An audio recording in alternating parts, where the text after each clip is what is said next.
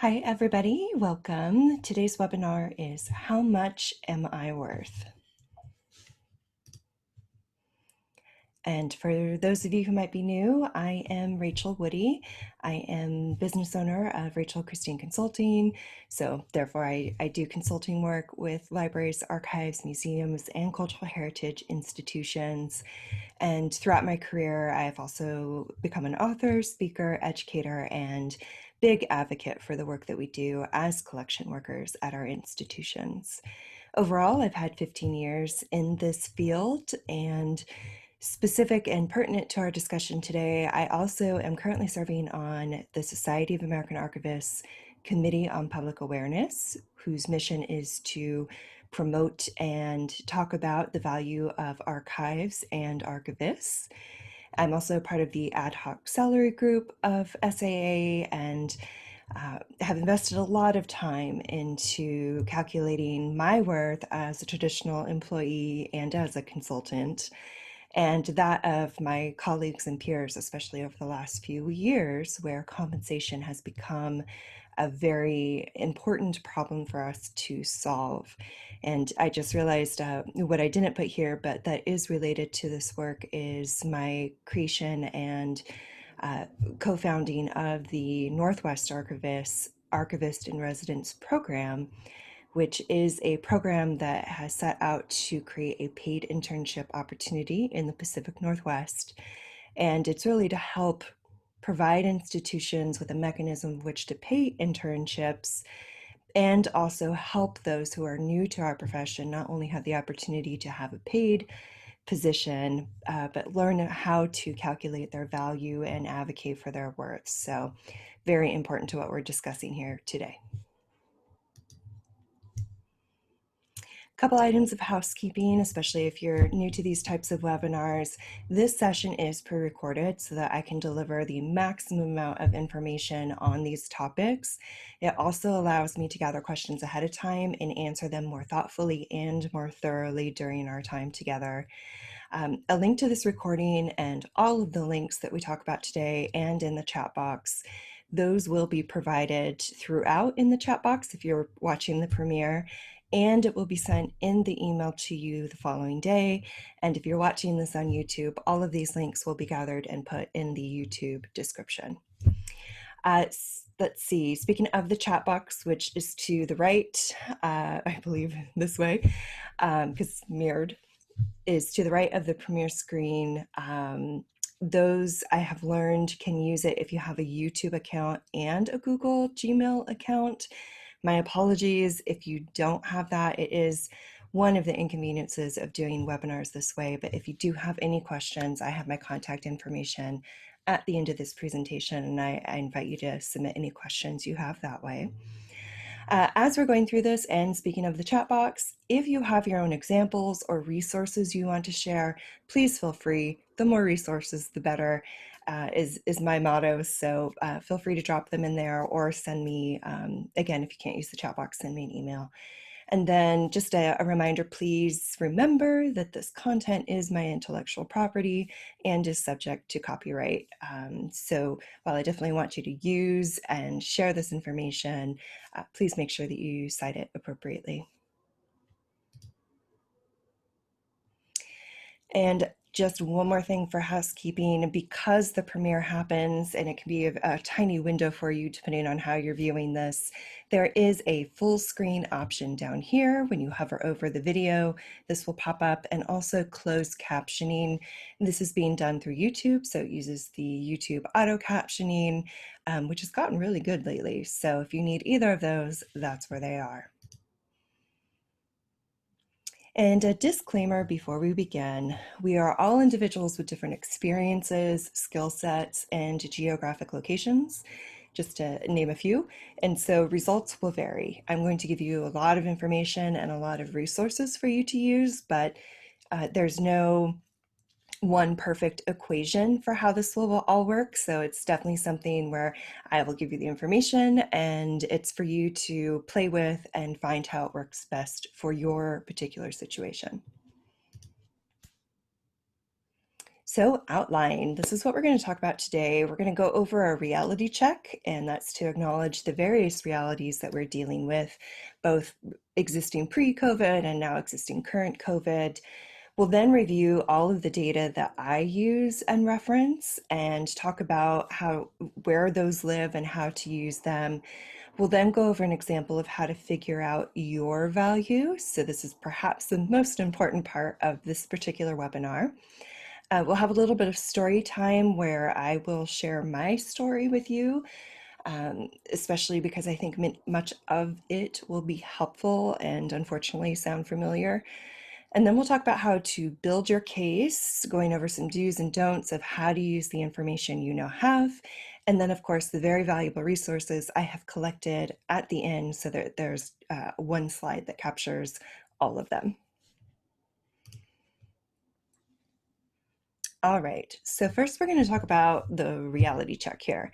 So chances are really good that you're not being paid your worth. I mean, if you're attending this webinar, I think we're at a good 100%. None of you are being paid appropriately.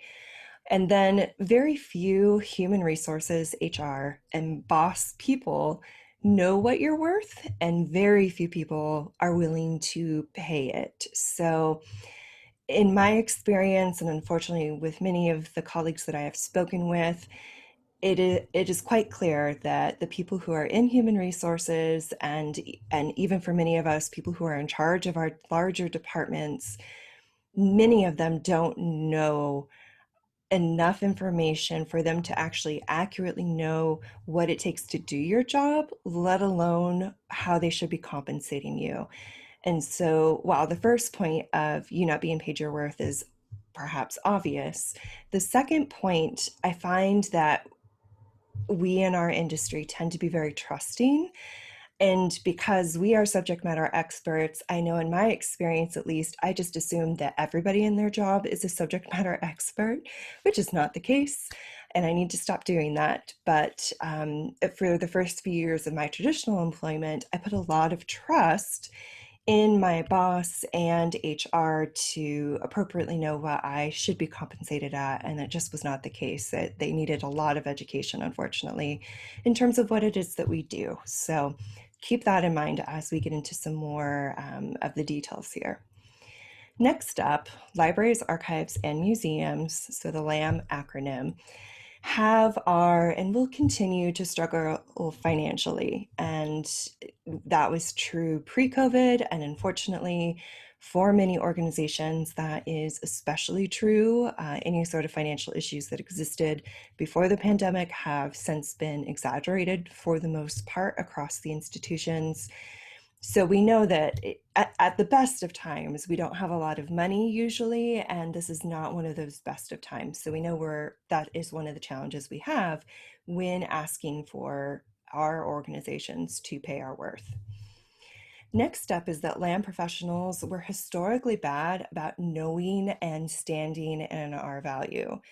And it may not be fair for me to paint our entire field with this same brush.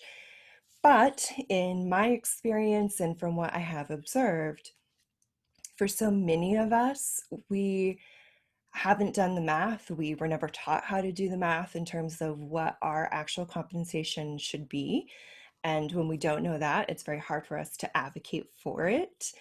And then even if we do know our value, it's hard for us to actually stand in it. And what I mean by standing in your value is claiming that value, communicating and advocating for that value, and really being unapologetic in owning what our worth is. So these are two things that are not working in our favor here, especially when you consider all of the other reality challenges we have.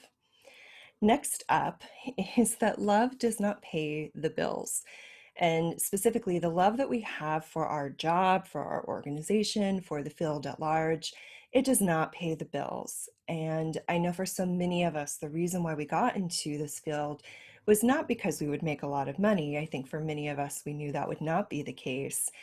But we hoped that we'd actually be paid a living wage and compensated for our value to do that job, even if it wasn't thousands or millions of dollars. So The fact of the matter is that many of us have experienced people saying we should be lucky to have our jobs, whether that's like people would kill for our jobs and do it for free, that is intimated a lot, or that we should be lucky because the budget's been bad, that we should be lucky we would have a job kind of things. So we're told that sort of gaslighting a lot in terms of we should be lucky, we're doing it for the love of the job, etc.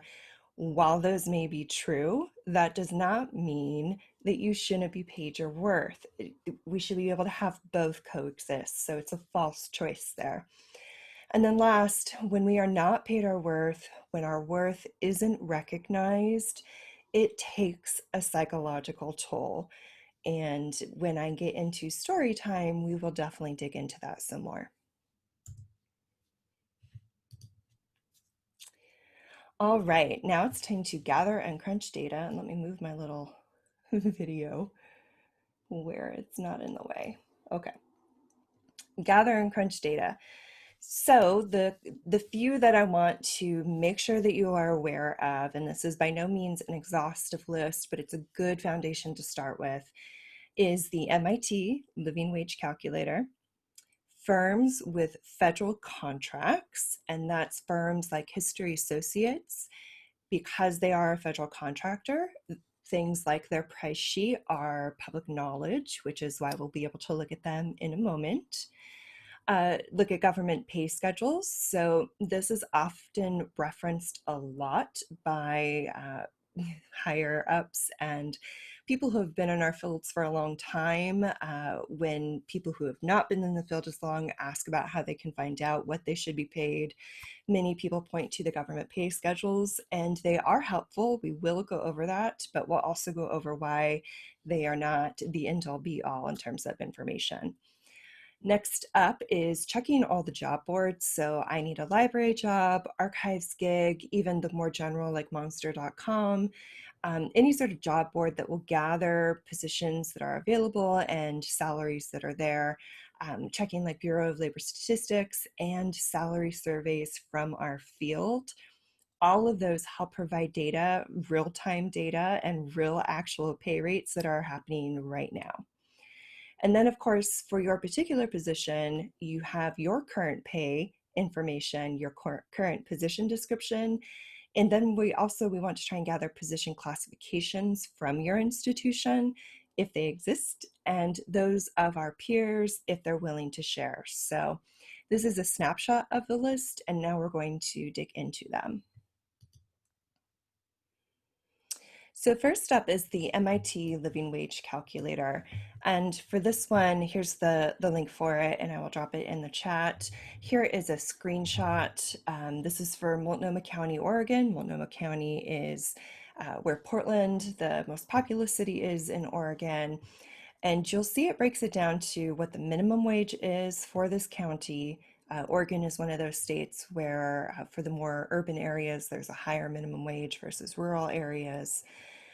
So for Multnomah County, minimum wage.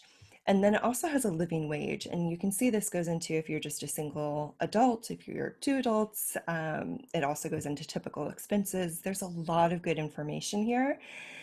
But to start with, so you don't get overwhelmed, you always want to make sure that when you are in the job hunting process, especially, and you're looking at jobs outside of your area, not only what the minimum wage is, but what the living wage is. And if there's a big difference, like there is here by a couple dollars, $4 an hour, almost, that makes a difference, right? And especially when you're looking at positions like we do, where we have masters, a couple masters, maybe even a PhD, you should not be at the minimum wage level. You should not even be at the living wage level, though that should be the absolute minimum you accept.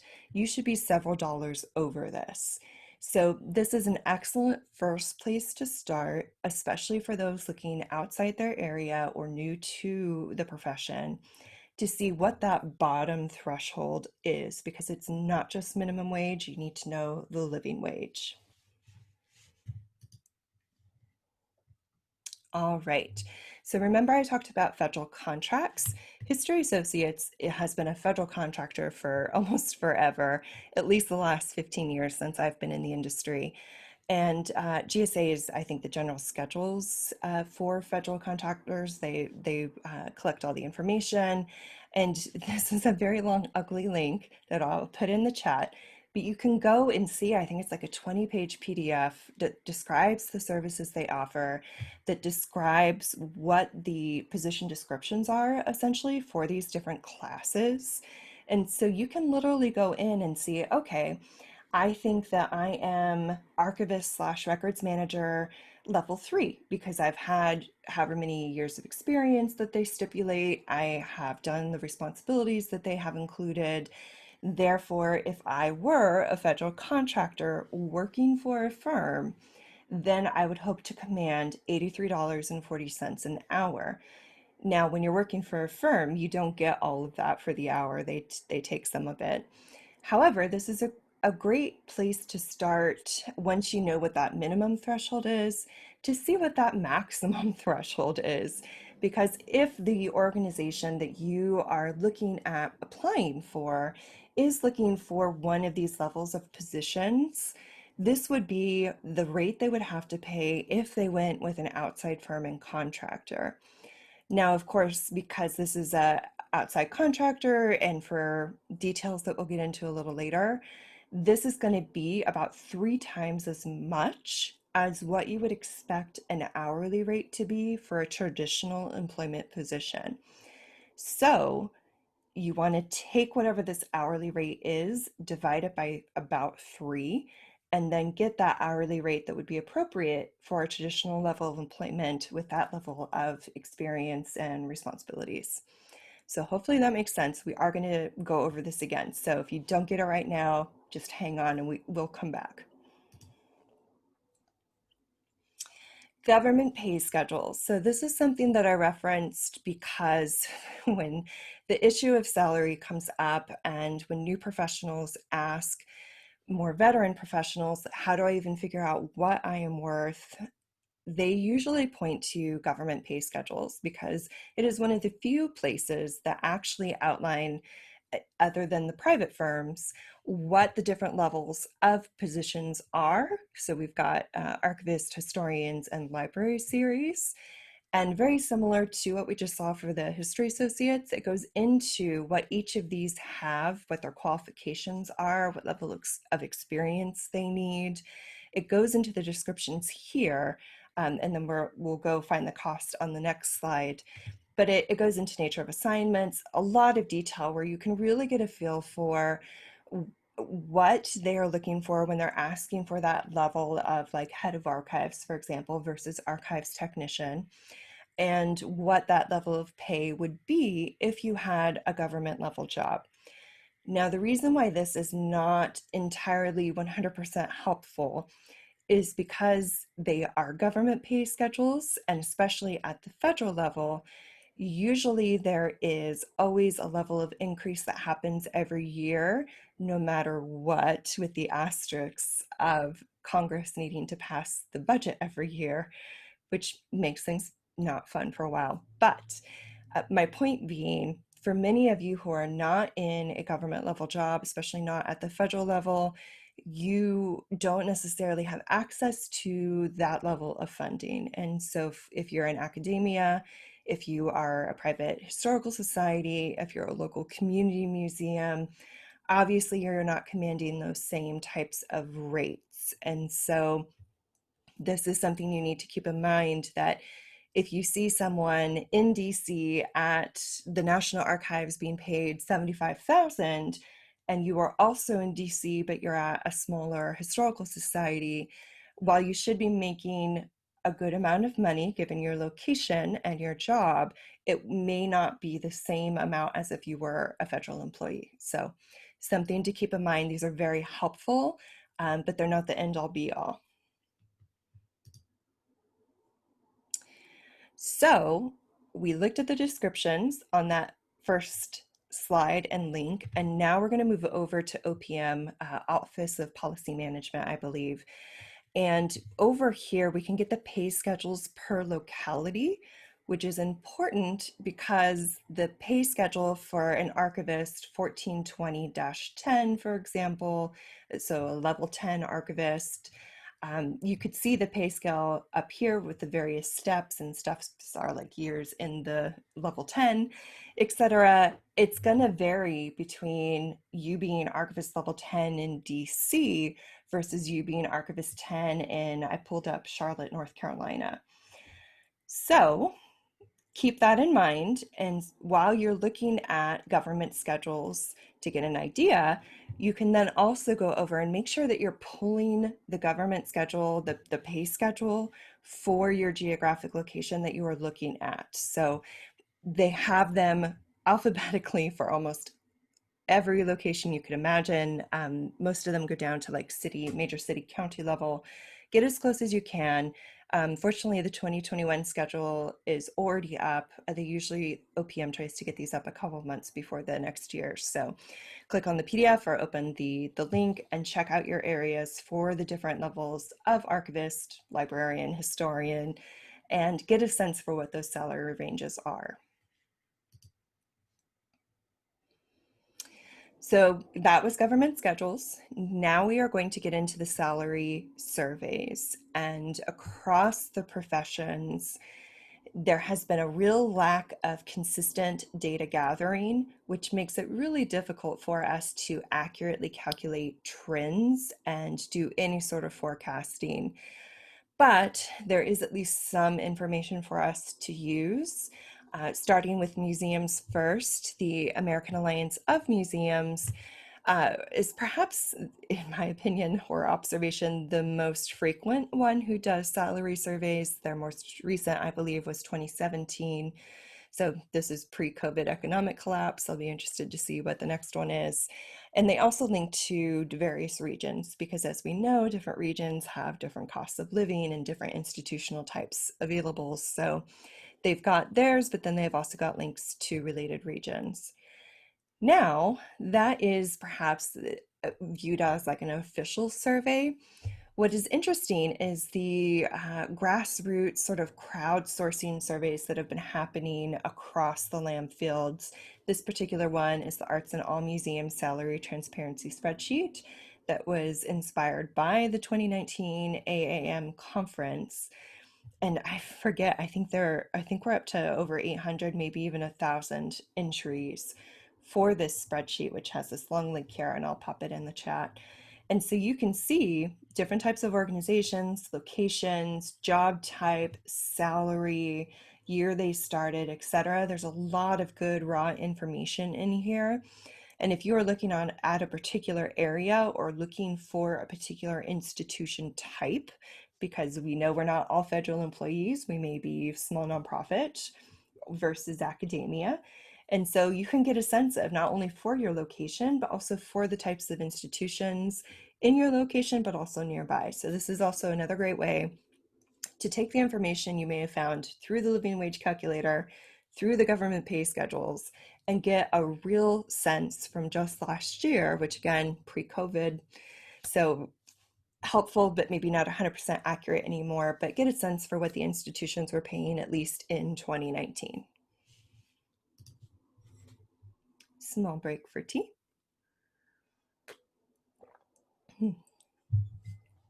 Okay, so this one is for archivists. Excuse me. So this one has been a bugaboo of mine. The Society of American Archivists, the most recent survey that they did, started in 2004 with publications in 2006. And one of the recommendations in their write-ups was that the salary survey should be done more often. Did that happen? No. To be fair, they tried. They tried to get some grants to pay for it to do it, and they did get, I think, an IMLS grant this year to finally do another one. But one, they should be done more often, and two, this is something that, in my opinion, no matter what professional organization you are, this needs to be a part of the operating budget. This needs to be something that is funded by the profession to be done more frequently and perhaps have some sustainable mechanisms built in. Looking at you, COSA, the Council of State Archives, who do it every year. And granted, it's a little easier for them. They've got their state schedules to pull. Those numbers are already figured out.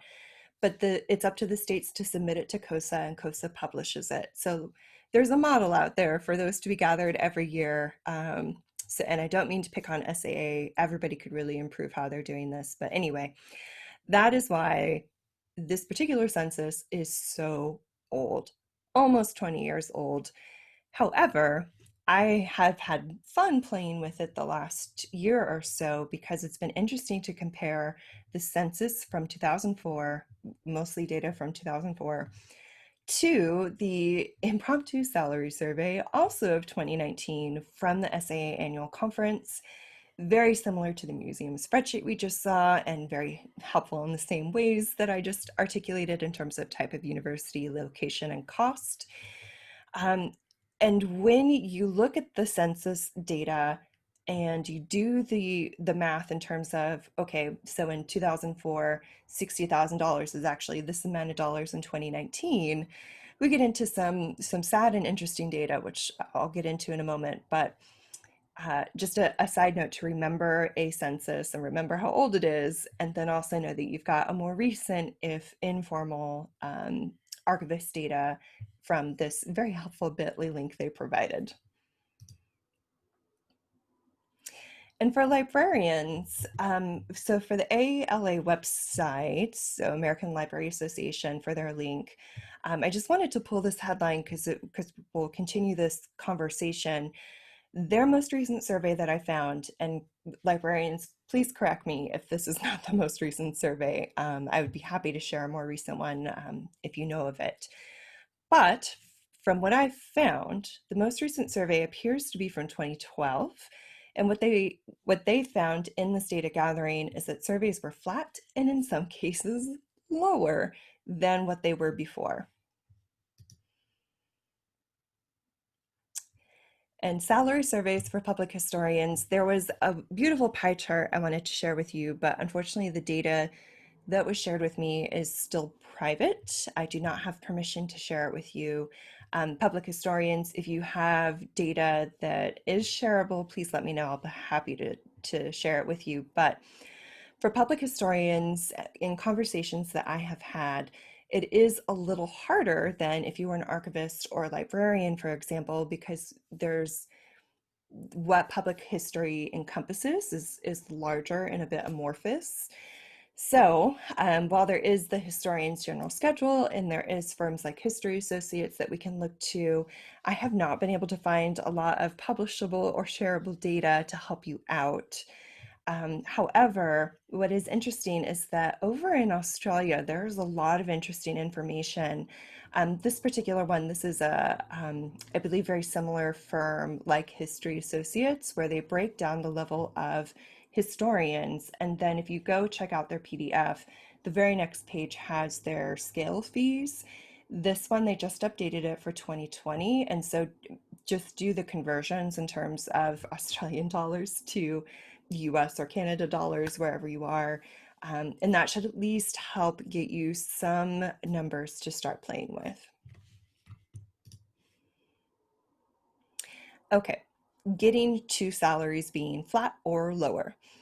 For archivists and librarians, especially since we have been seeing this trend, I would not be surprised if this was also true for museum professionals and public historians. But in crunching the data, this is from the Salary Transparency, the Impromptu Informal Survey, I then started doing the math in terms of, okay, from the A-census data, the national salary was 49,000-ish. And then to do the calculation at the time I was doing this, which was 2019, that equals 68,500. So dollars from 2003 equated into what it would have been in 2019 from the A-census. Now, when looking at the 2019 impromptu salary survey, the national average salary is $62,775, which is a 5,700 and such deficit, which is quite a lot when you are already only making the 60,000 a year.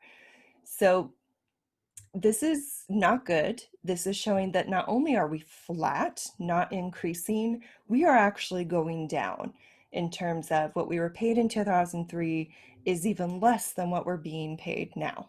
And this was after recovery from 2008 and pre-COVID. So we don't even have like an economic disaster we could point to that would help explain this very concerning downward trend. So with all of that data in mind, we now need to figure out our value. My little face is always in the way. Okay. So we're going to take all that information and crunch the data. So we need to account for geographic location. We need to account for the minimum wage and the living wage in our areas that we're looking at. Cost of living, especially if you're in a very expensive city. The market rate, which we can get from the salary survey data and job boards or things like Glassdoor that have job roles in your city and what the ranges are. And then we have our job description, whether we're already employed or looking at a job that we're applying for. And so while there's no definitive equation, you will likely feel more comfortable setting a range. And so I'm going to go through an example with you. We're going to look at the numbers for that particular example, and then you'll see how you can use that information to figure out what your own value might be, and having those conversations and making those weighted judgments in terms of I am in a cheaper cost of living city, or more expensive, or I have 5 years more experience than entry level, for example. So all of those things we need to keep in mind as we start crunching the numbers. Okay, so choosing Charlotte, North Carolina, I am using the example of I am a head of archives and special collections, making $60,000. And for this particular one, I'm going to say that I'm working at, it's like a nonprofit historical society. So not academic, not government, because those would be a little easier to calculate. So I know from the 2019 salary survey that the average for my state, North Carolina, which is not my real state, my example state, the average appears to be $66,000 to $66,298. Sorry. And then I know from looking at the general schedules for federal positions, I consider myself at the level of head of archives and at 15 plus years experience that I should be a GSA 1420, which is the Archivist code, level 10. And let's say, for the sake of argument, I've been in this position several years. If this were a government position, I estimate around a step 5. And I see that that should be $67,547. And then I think about my peers, or I take a look at my schedule, the survey for my area, and I'm seeing that they're making anywhere from $65,000 to $75,000. And to see about a $10,000 gap is typical for some areas, because you've got anywhere from federal contracts or elite private but academic schools, all the way down to local rural community museums or archives, etc. So having that $10,000 spread is actually not unusual. One thing to keep in mind when we're taking a look at peers is that, especially if you're in an area where there's not a lot of archive or museum or whatever your type of institution is, you're not going to have a lot of data, and not all of your positions are going to be exact matches. So when I had to do this for myself in Oregon, where it's this similar case, there's not a lot of similar organizations or position types, it can be difficult to try and do an apples to apples comparison. So you will likely have a range, and that's fine, and it takes some creative thinking around that.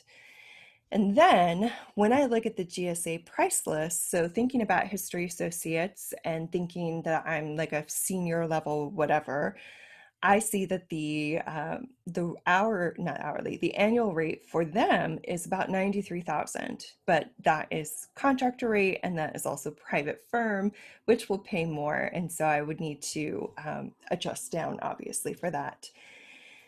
So looking at all of this, I can see that my $60,000 is less than any of the data available, especially for my area. And so I know that at my $60,000, the next lowest that I can see that's even close to me is 65. So I know that I at least should be asking for 65 and then have room to argue. My next one I would probably pull is the salary survey for my area, which is 66, and then also looking at government, which is 67. So at $60,000, my minimum goal would be 65 and my stretch goal would be 67, knowing that some of my peers are actually making 75. And if my organization was to go with a private firm, they'd have to pay 93. So, with all of those in mind, that would be my takeaway from crunching these numbers for my area. So, taking a moment, wait, what about consultants? Especially because I did get a question about this for somebody who's going into consulting. So, we're going to take the hourly rate at your a traditional job. So, if you have a traditional job or your most recent traditional job, whatever your hourly rate was, and then you're supposed to add in expenses, administrative time that a client wouldn't necessarily pay you directly for, and yet is required in order for you to run your business. And then taxes, which you include employer and employee, and this all calculates to an hourly rate. However, when you are new starting out, you are not going to know things like expenses. And unless you have a really good handle on your income and your partner's income, if you need to factor that in, you may not have an exact idea on what sort of taxes you might be looking at either, let alone like how much administration time you might need to run your business, because we all run ours differently. So there's a lot of variables here. And I did a whole 1 hour webinar, Basics of a Consulting Business, for the Independent Archivist section. Even if you're not an archivist, all of the business basics apply. If you go to my FAQ and scroll down, you can check out that webinar for more details on all of this. However, what I would recommend is one of two things. The popular tip you'll see on many of the blogs out there is that you would take your traditional job hourly rate and times it by 3, and that is your consulting rate. So, remembering those firms, like I would have been 93,000 a year working at History Associates as a private contractor. If I were to have divided that by 3, I would have gotten an hourly rate for my traditional job. So, which is what I go down to in my tip. I'm sorry, I jumped ahead. But so you can either do the simple hourly rate times 3 for your consultant's rate, but then I would also verify that with the position descriptions for things like History Associates to see what they're charging and have you adjust accordingly. And then, of course, factor in any sort of location, services you provide, etc. So these are good to get you close to what your hourly rate would be as a consultant, and then make those adjustments. And if you would like more information, I go into more detail and spend more time on this, but I did want to do a bookmark here for those that are considering consulting, especially in a year like this one. All right, story time. So I don't usually like to swear in professional settings, so I hope you forgive me my censored swear word here, but this is something that I feel so frustrated about, not just for myself, but for all of us, because this has been a problem for so long that I feel professional organizations have really failed to address in a timely manner. And now, whenever we experience economic crisis, and especially now, because we are in the middle of one and a pandemic, this makes it all the more harder for us as employees in traditional employment in organizations that already aren't usually wealthy and are already not doing a good job of making sure that we're being compensated appropriately. So, for many reasons, I find this very frustrating and ultimately disrespectful of the work that we do and the people that we are. And so I'm going to share my story with you because I have found that unfortunately it is very common to what many of you have experienced. And hopefully, by me sharing what I have gone through, you will find lessons and maybe can short circuit some of the lessons that I learned. So, with that said, I spent the first 10-ish years of my career traditionally employed, first at a large institution that was half federal, half nonprofit, in a term position, which I would then got to be a permanent position. And then at my next place of traditional employment, it was at what is now a university, and it was in a part-time position, which I then got turned into full-time and partially endowed.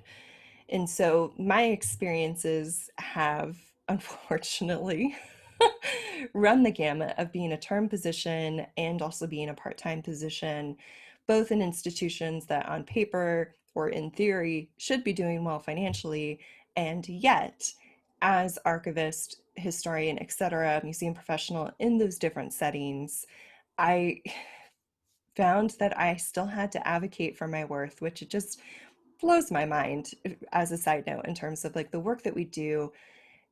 Because we're doing it, we of course view it as so critical, but in reality it is very critical that we're taking care of these collections and making them available. So it just blows my mind as a side note that because the institutions view those collections as important, that doesn't translate all the time to therefore the collection workers are also important. Anyway, back to my story. So for me in those positions, and especially in the last position that I held before I left the field for a little bit and then became a consultant, is the position they brought me in for. After a year of being there, it was quite clear that the position description was no longer accurate. And part of that was because they never had an archivist before, and the people who were in charge of creating the archives didn't have an archivist background, had never worked at institutions where they had an archives, just did not have that information available. And while I definitely give credit to my former boss for doing the best they could in terms of seeking out that information, it still fell far short of what it needed to be.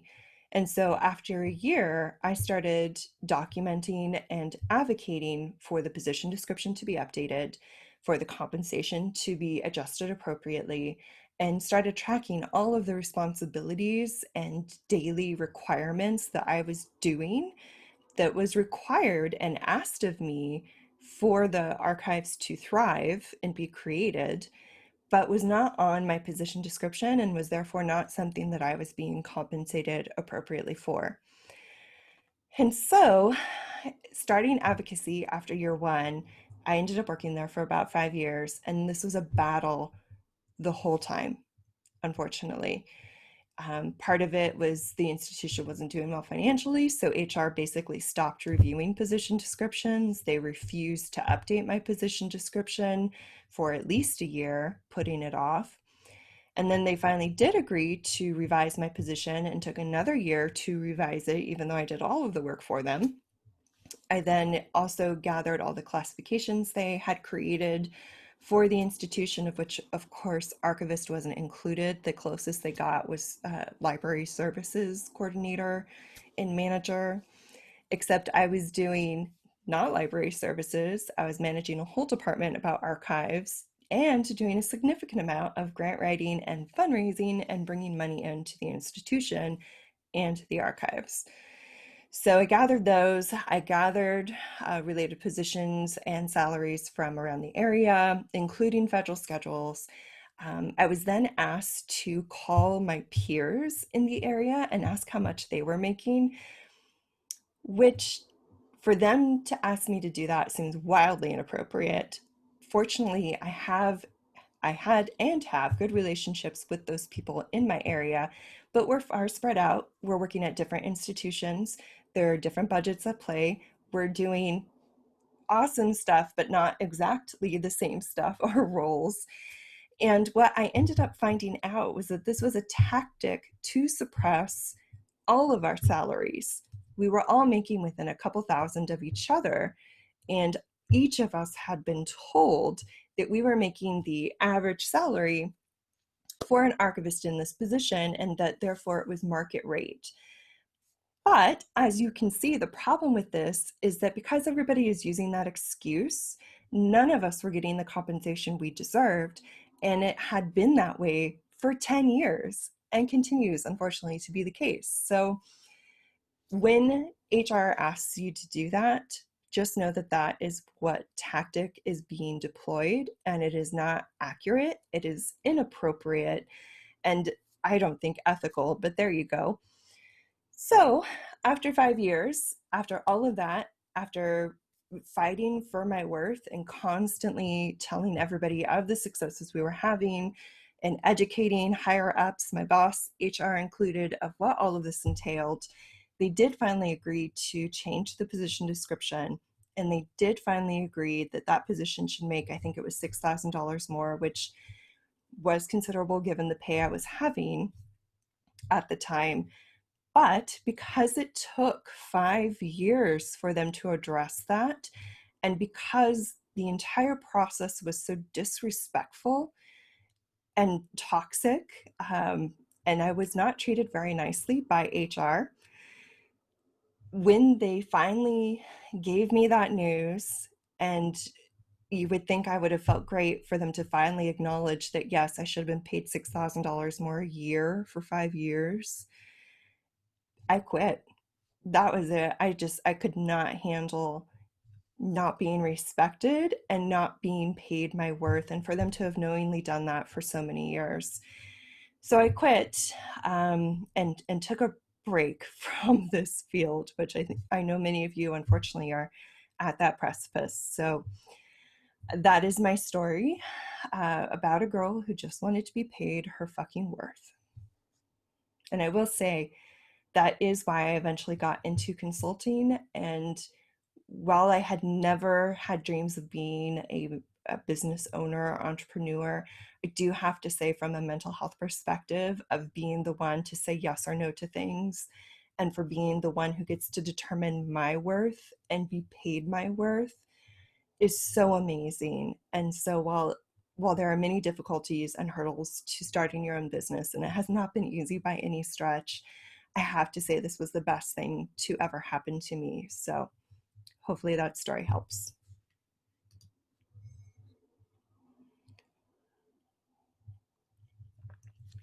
All right.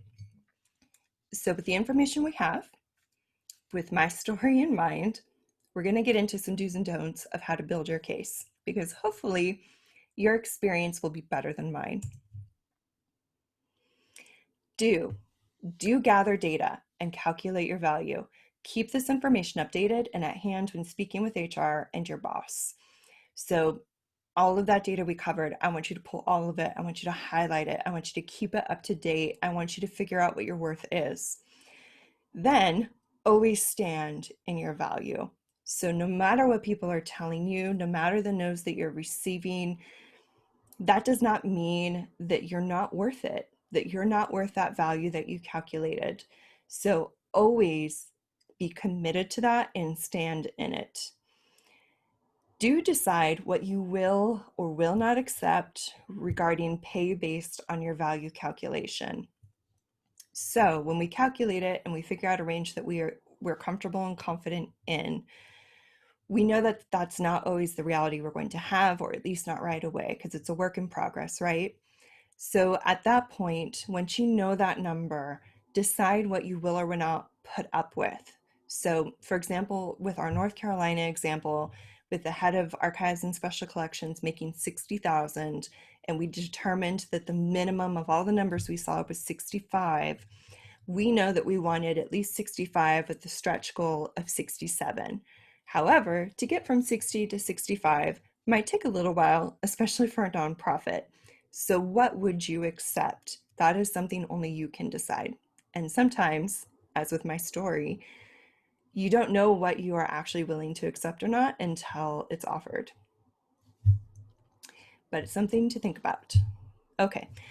Do take every opportunity to point out the value you bring to the organization. So this is a constant campaign. This is a constant exercise of you pointing out all of your successes, all of your skills, all of the good decisions you made, pointing those out at every opportunity, because you are the only one who is going to do that for you, usually, unfortunately. And not only is this a good exercise for helping to keep your job if it's at threat, This will help you make your case when you actually do make that ask of getting increased compensation. They will be quite aware and can't deny all of the amazing things that you have done. Next is to track your victories, your metrics, and other measurables that are evidence for your request for better compensation. So take every opportunity to talk about it, previous point, and make sure you're documenting this. Most of you will have like annual reports and performance evaluations. Make sure that that information is summarized and always included. It needs to be a part of the record.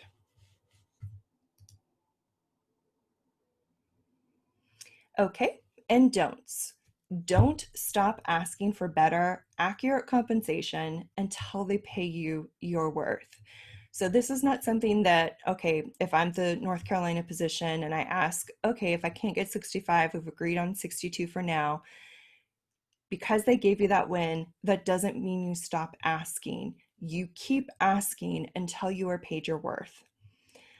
Don't let higher ups gaslight you or offer irrelevant excuses.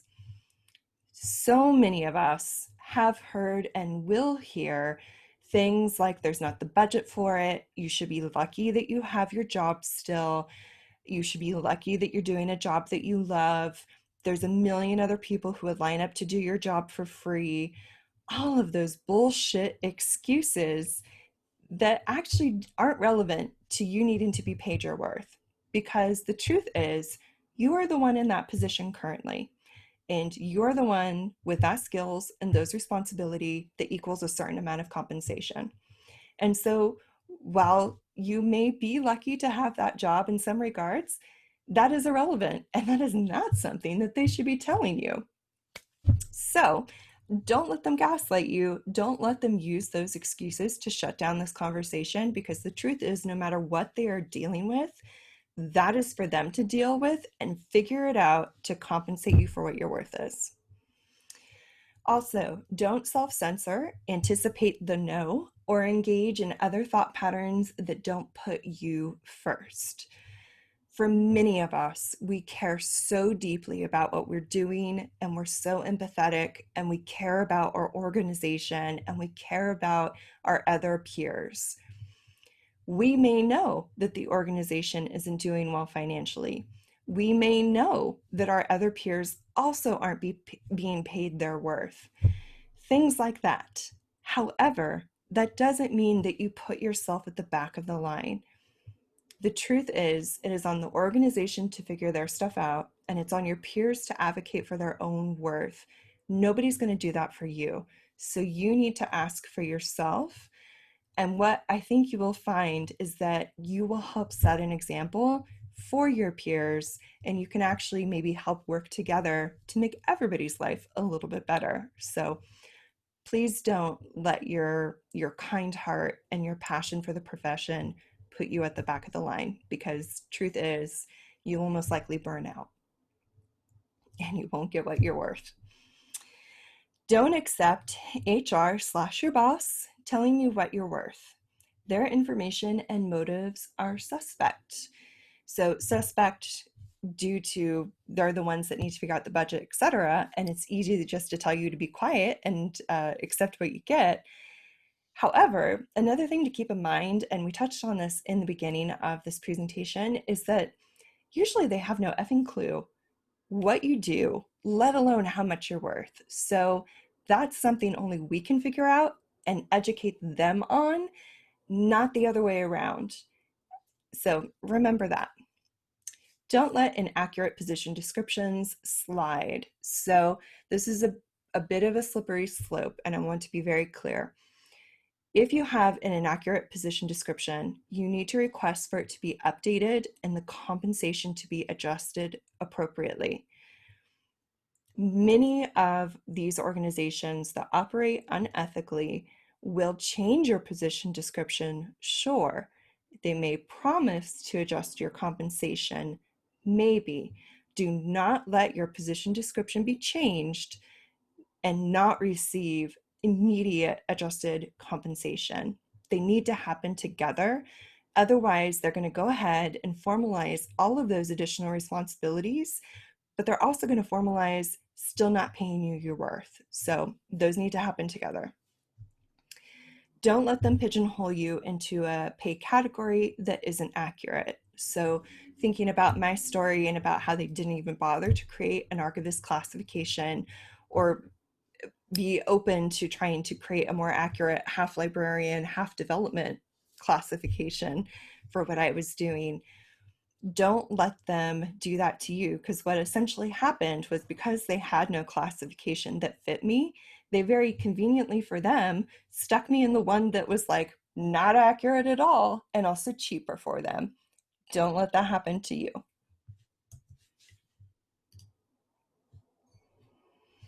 So, you knowing your value, you being able to calculate your value, no one else can do it, and that is priceless.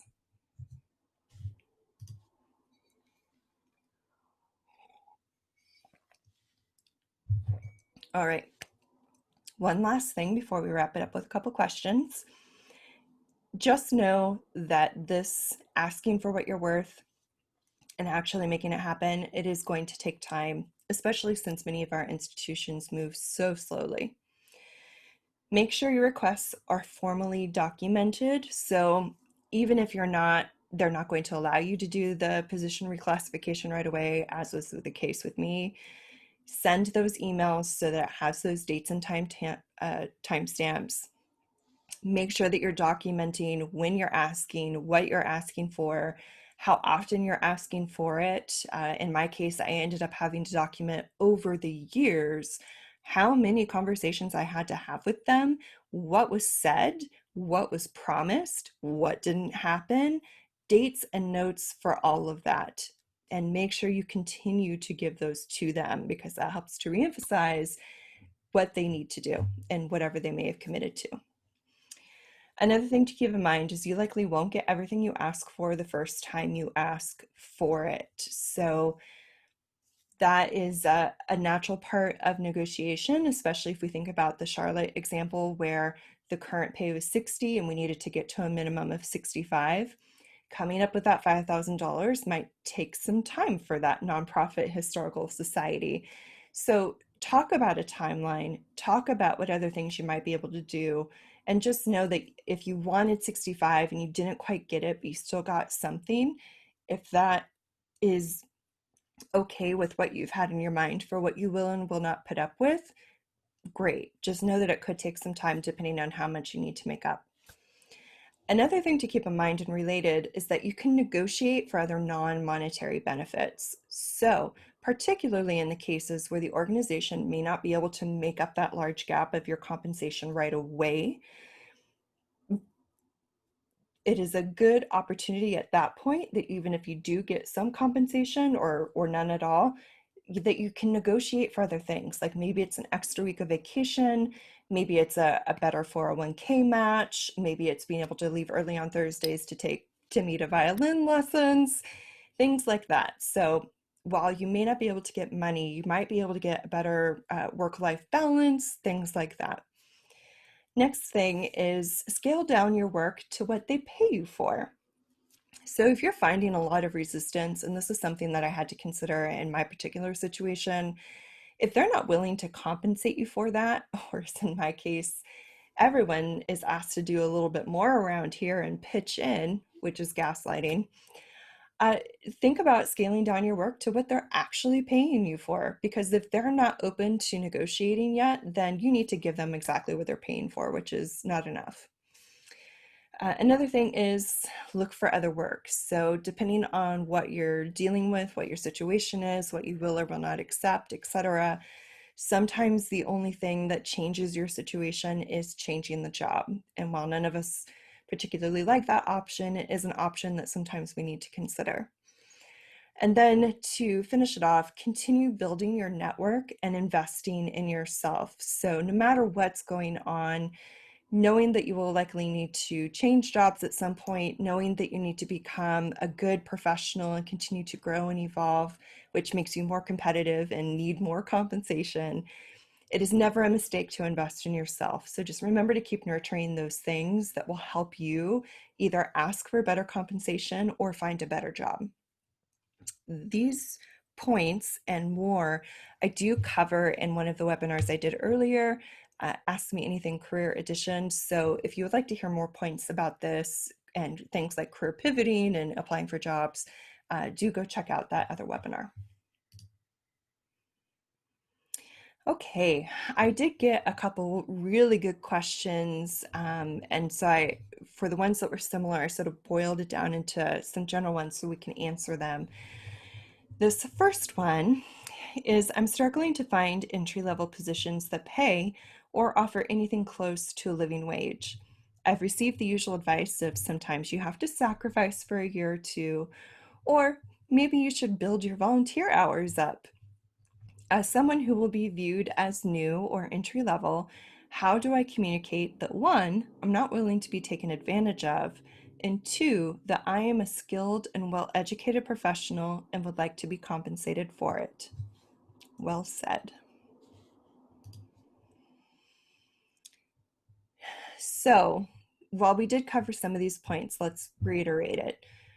First part, figure out what's acceptable to you, communicate it, and stick with it. So, especially when you're in the job searching phase, some of the phrases to think about is, I'm only able to accept paid positions at this time. If you're looking for jobs and there's no salary, contacting the hiring manager or whoever would be the supervisor, the phrase, in an effort to respect your time and mine, can you please disclose the salary range for this position? Unfortunately, way too many of the job descriptions that we see in our fields don't have salary ranges. And even if they say, like, don't contact HR or whatever, which is bullshit, I recommend that you do contact HR or whoever would be the supervisor of that position and tell them just that, because there's no point for you to apply for a job that's not going to pay you whatever your rate should be, whatever you've calculated that it should be. Also, you should figure this out while you are looking for jobs so that you know what is appropriate for you and you're in a better position to go in and negotiate because you've already thought about your rate. Another thing to think about is taking a paying job in a different field while looking in the GLAMP field. And this is a newer acronym: Galleries, Libraries, Archives, Museums, Public History. So GLAMP. Anyway, but to include our public history peers. So instead of volunteering, instead of taking below living wage jobs, I recommend skipping that and getting a paying job, maybe in a different field, maybe it has some crossover skills, while you're still looking for a better paying job in the GLAMP field. So there's no law saying that once you get that degree, once you enter the field, that you can only have those jobs from now on. And speaking from experience, having a job outside the field is not a penalty for applying for jobs in the field. And honestly, if anybody asks you about that, they will understand when you tell them that you are only in a position to accept paid positions that were appropriate for your level of skill. So it's not a bad thing, and especially if you do not have the financial luxury of taking those free positions, it is totally okay and probably better for your mental health to get a job in a different field while you're still looking. And if you are going to volunteer, be very choosy as to what you do. So much of the bad advice that I see is things akin to, oh, okay, if you want to work in this museum, volunteer first, and then when you see a position open up, apply for that position and you'll get it. That's how all these other people did it. And maybe that was the case back in the day. It is certainly not a common case now. It's another form of gaslighting. It's bullshit. So in order to stay in the field, though, especially if you're doing a different job for now, and to help with that networking and investing in yourself points we talked about earlier, I recommend that if you're going to volunteer, don't do it at some small museum or whatever that you want to eventually apply for a job there. Go to the professional organizations, join committees, get some leadership positions in those committees and participate in a way that is visible. So for example, I'm on COPA. I deeply believe in their mission, which is why I am on that committee and why I give my time freely to them. It also happens to be a committee where there is work that is visible, so helping run the blog and writing blog posts. That helps get your name out there. That helps show that you're a leader in the field, that you're contributing to the field. So you're doing it in a way that serves you being eventually compensated well for your time and being seen as a leader in the field. And I think that that is a far better use of volunteering your time than doing it at a local level and hoping that a job comes out of it after a few years. So it's my advice for that one. Question. I'm a mid-career and am still making a starting salary. I've been promised a raise, new title, etc. But now with the pandemic, my supervisor says the budget is dismal and that I'm lucky my job wasn't cut. Does this sound familiar? According to HR, I'm making the average salary of an archivist in my location. I do so much more than what my job title entails, and therefore I should be paid accordingly. Yes. I've listed all of my job duties that are beyond an archivist job title, and I've tried presenting job postings with salaries for higher level positions. But HR claims those positions don't translate to a nonprofit. So how else can I possibly prove my worth? At this point, I feel my only option is to leave. And thank you to the person who wrote this. I received several similar ones. I appreciate the vulnerability that you're sharing with us. And this is almost verbatim what I experienced as well. And so I'm glad that you brought it to us.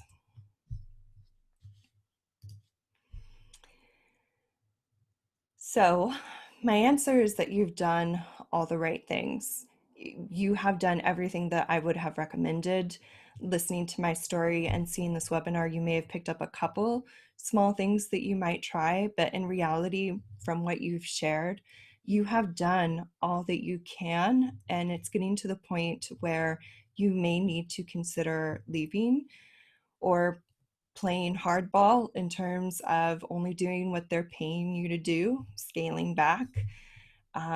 It really is up to you at this point in terms of what your mind and your heart can continue dealing with.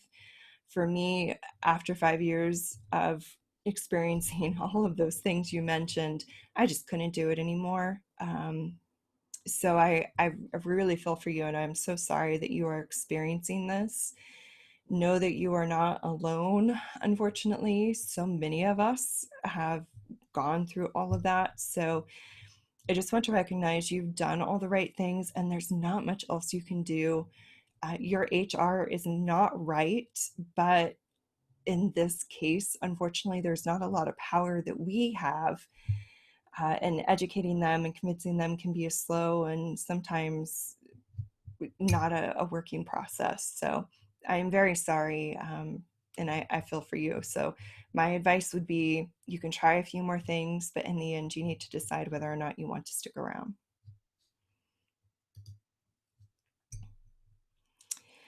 How can nonprofit board members, many of whom come from non-collections backgrounds, best support professionals at their institutions and advocate for the larger discipline? So thank you so much to whoever submitted this one. I am so glad to hear this thoughtful question, and I wish there were more of you out there serving on boards that have the emotional intelligence and the strategic thinking to even ask this question. So I applaud you, whoever you are. So yes, many people who serve on a board aren't collection experts. The initial purpose for that, going into board strategy for a moment, is that when you form a board, the idea is that the board members are bringing expertise and connections and funding, hopefully, that don't exist within the museum, nonprofit, whatever you are.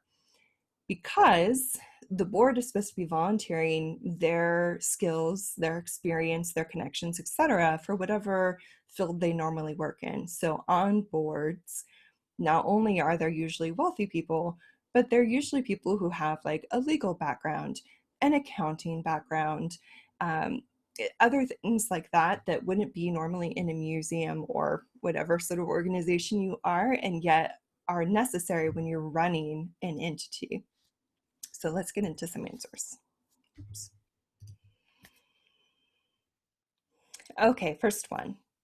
Take a crash course, tour, ask questions, have some informational interviews. So you as the board member who care, which that's half the battle, thank you for caring, and who are curious, excuse me, you will find typically that many staff would love to have a conversation with you, not only to know and get to know you better and what your hopes are for the board and role for the board, but to share what they're doing. So I definitely encourage you to ask for a tour, ask to speak with staff informally, and get the on the ground information, because the people who have the best ideas and have the information at hand are those staff members. And so I definitely recommend you making this a routine thing where all the board members periodically go through and educate themselves, get to know people, get to know what the issues, challenges, opportunities are.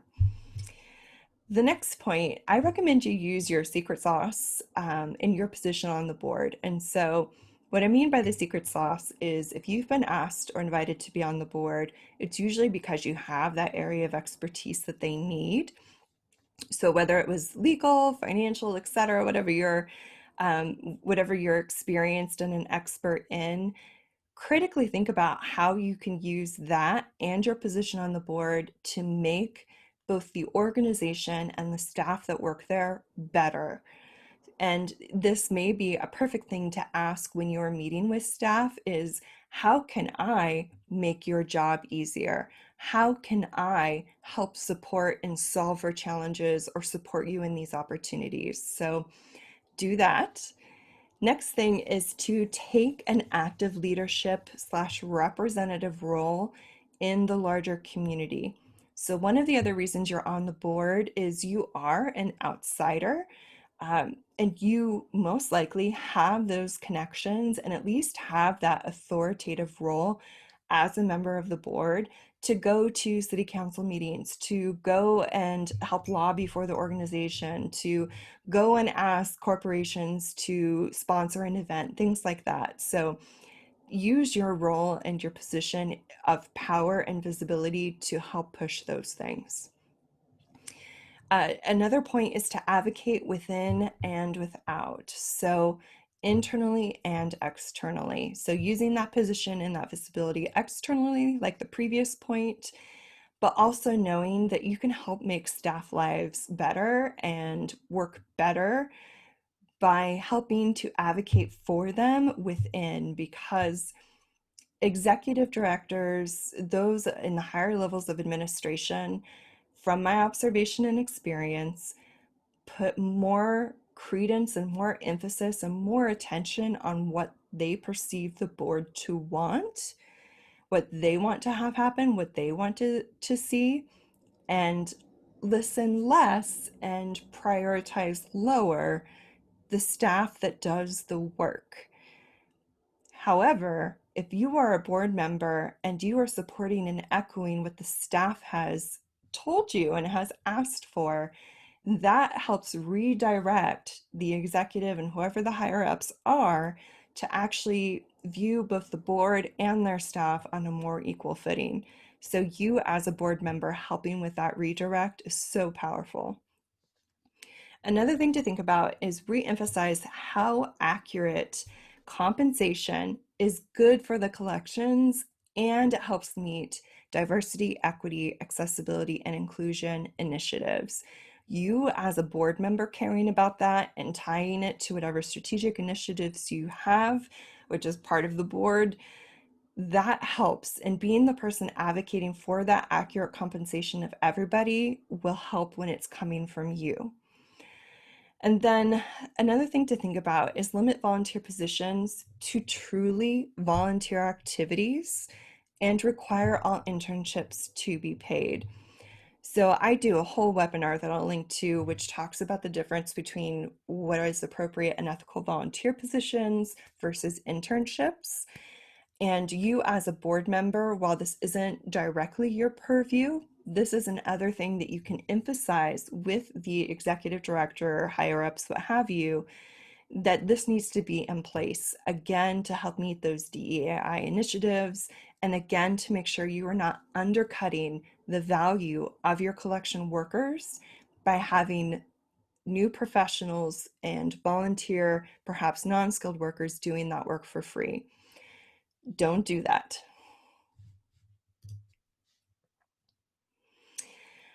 So thank you for those great questions. It really got at the heart of what I wanted to talk about today with you. So thank you so much for sharing those. These are the main resources that we covered throughout the slides that I dropped in the chat box. Then I'll also include in the YouTube description. And for everyone who registered, you'll get an email with a link to the recording and all of these resources. So don't feel like you have to scroll them down furiously. You will get a copy tomorrow.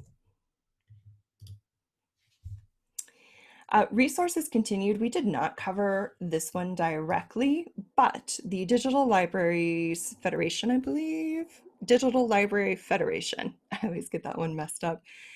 They have done an amazing job gathering all of the resources that exist for libraries, archives, museums, historians, etc. You've got salary surveys in here, you have advocacy toolkits in here, so much great information.